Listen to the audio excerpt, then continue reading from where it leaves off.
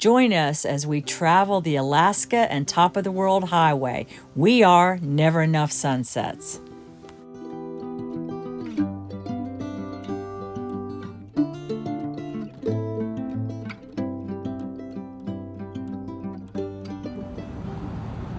This officially marks our start to our Alaska adventure. We're in Dawson Creek, mile marker 0. And now I'm going to put our sticker on the sticker board thanks to Rhonda, who took the picture from Steinhatchee. We appreciate it.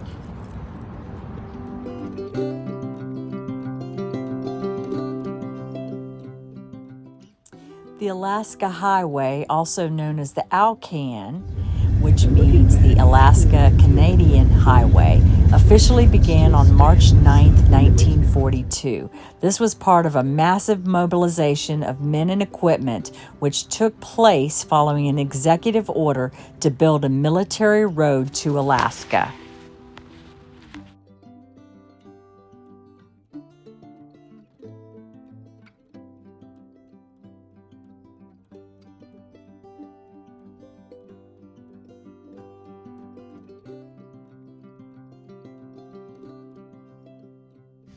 This route has many stops along the way, including towns where you can get fuel and food, and great vistas where you can take some snapshots.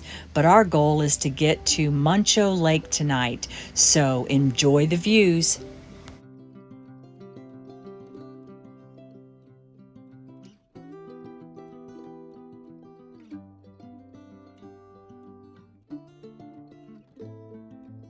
You'll want to take it slow so you can take in all the sights. As we crossed this bridge, there were mountain sheep on the other side, just grazing away.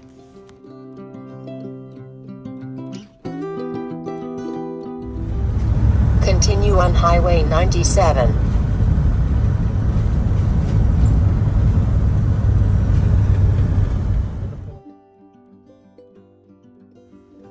We then came around the corner and there was Muncho Lake. There are no words, just wow.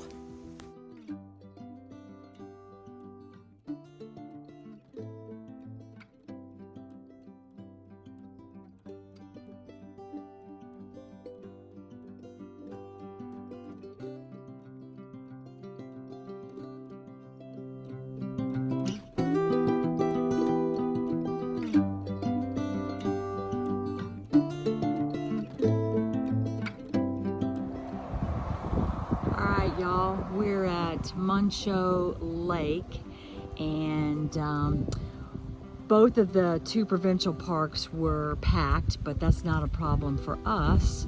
We are boondocking right here on the side of a road, which is totally legal, but look at our front view. It's beautiful here. Now the wind shifted a little bit since we got here, and it appears that some of the smoke is coming in. But these are the views we have tonight, and the wind's blowing, so good boondocking spot. And there you go.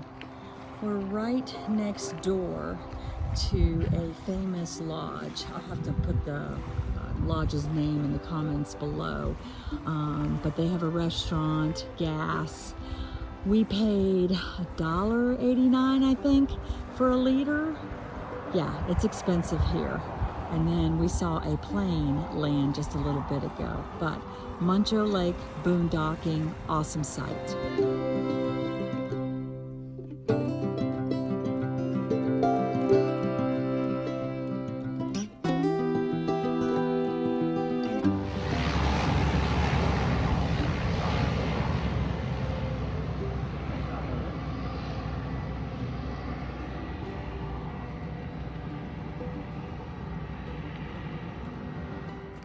Y'all, this is 11 o'clock at night. The sun just never seems to go down. The next morning, we traveled up the road about 51 miles to Liard Hot Springs.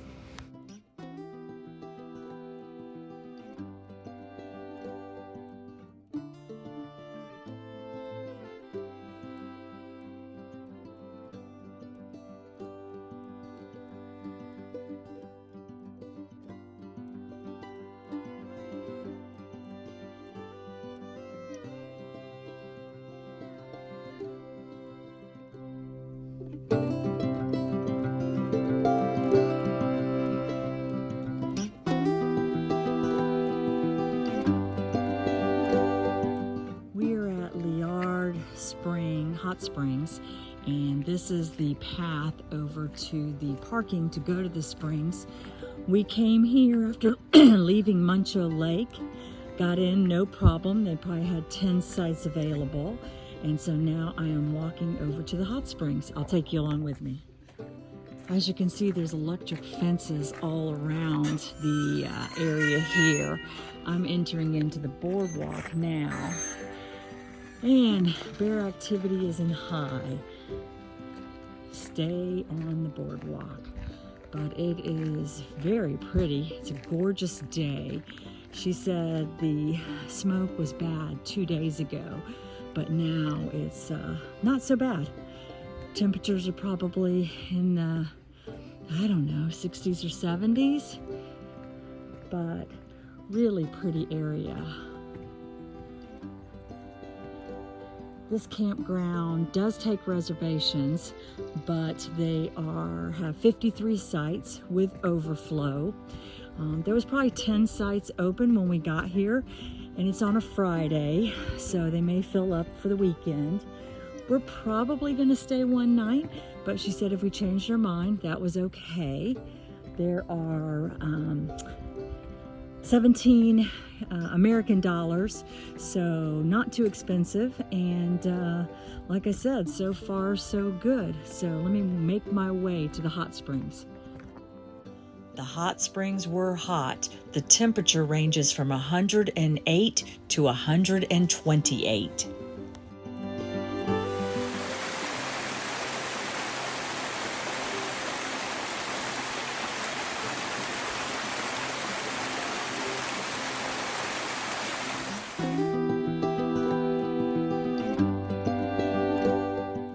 We then left the beautiful hot springs and headed north, where we saw bison along the way.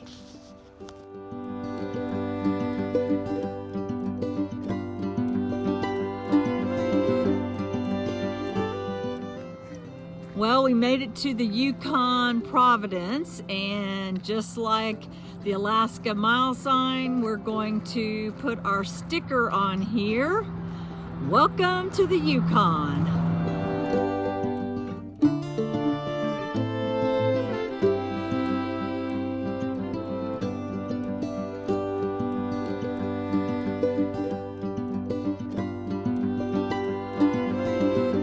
We just arrived at the Signpost Forest in the Yukon, and we are going to put our Steinhatchee, Florida sign up. I took some aerial footage with the drone that I'll share, but there are over 92,000 signs here. The Watson Lake Signpost Forest was started in 1942 by Carl K. Lindley. He was born in 1919. He was of Danville, Illinois, and he was a U.S. Army soldier in Company D. He was working on the construction of the Alaska Highway, and he was missing his family. And so he put up a sign from his hometown. And so all visitors are now encouraged to add a sign to the Signpost Forest.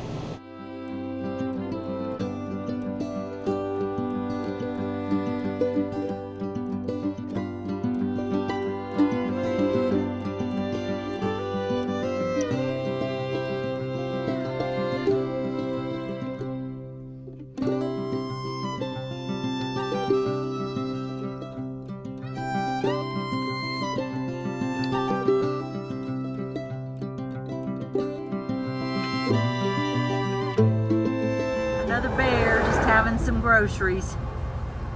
Coming to see us. He's coming to see us. Let's hope he doesn't get too close.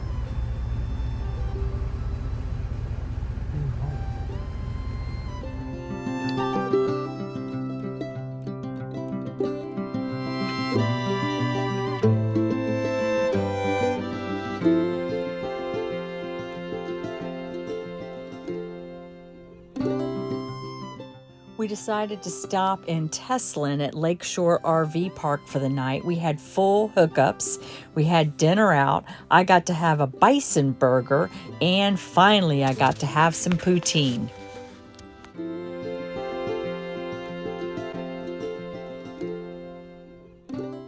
We continued on the Alcan to Whitehorse, through Johnson's Crossing on the Teslin River, then around Lake Marsh. It was beautiful. We also saw lots of moose and elk signs, but we haven't seen an elk yet.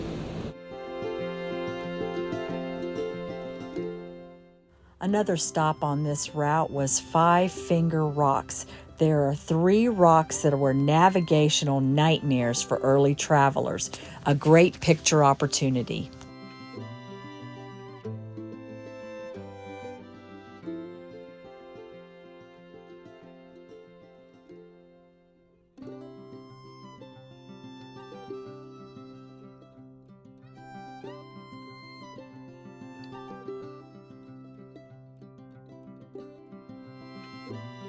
We continued on and we stopped for the night at Pelly Crossing. It's a free camping area on the river. It was very nice, right next to the bridge, and extremely quiet. I highly recommend. The next morning we were headed to Dawson Creek, but today was all about travel. I now know why they call this the roads that are less traveled. We dodged potholes, traveled gravel roads, and we stopped 2 or 3 times for construction. This is the only time of year that they can do construction. So if you see cones, flags, or skid marks, slow down. It was extremely stressful for Dave, but he did a great job navigating these hills, these mountains, and all the obstacles that were before us.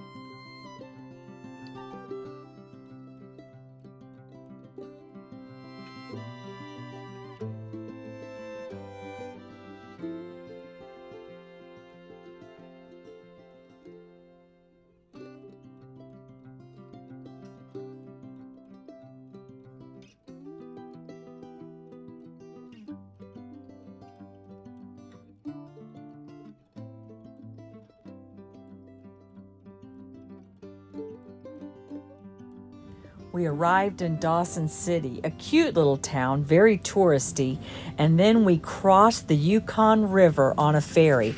That was an experience.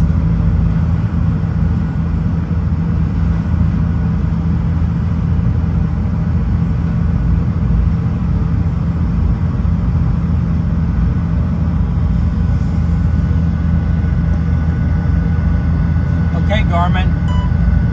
Same video.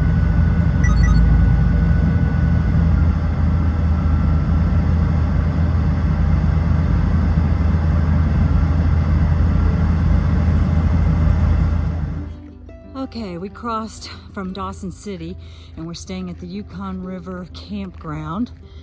It's a ferry ride across and it's a lovely campground. It's 20 Canadian dollars a night. It is 101 sites, probably 30 of those being on the water. We didn't give you get a water site, but maybe tomorrow I'll give you a tour. There is free firewood. There is a playground. There's pit toilets. There's no host or anything here. So you just put the money in. They have pull-through slots or sites for larger rigs.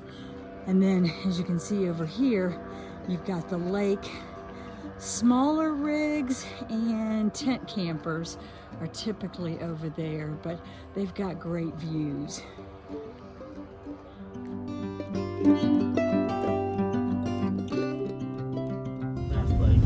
We're leaving Dawson City and heading toward Chicken, Alaska.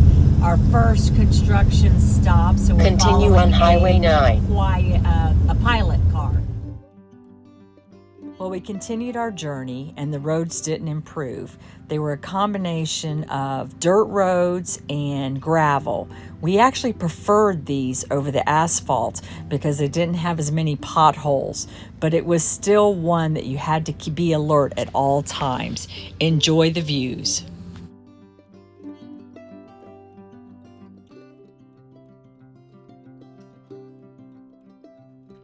We're on the top of the World Highway and we are on the top of the world.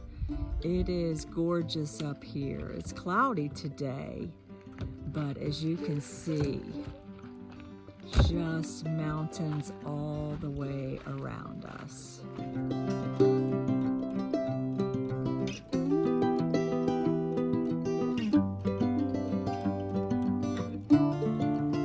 As we came to the top of the hill and around the corner, we could see the border, little gold border of Alaska.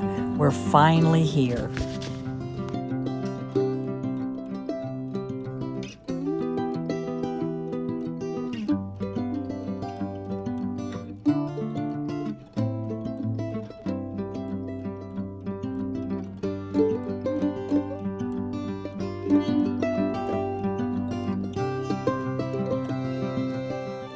Well, this ends our journey on the Alaska Highway and the top of the world, but our adventure in Alaska starts now. Please like and subscribe to our YouTube channel. We are Never Enough Sunsets.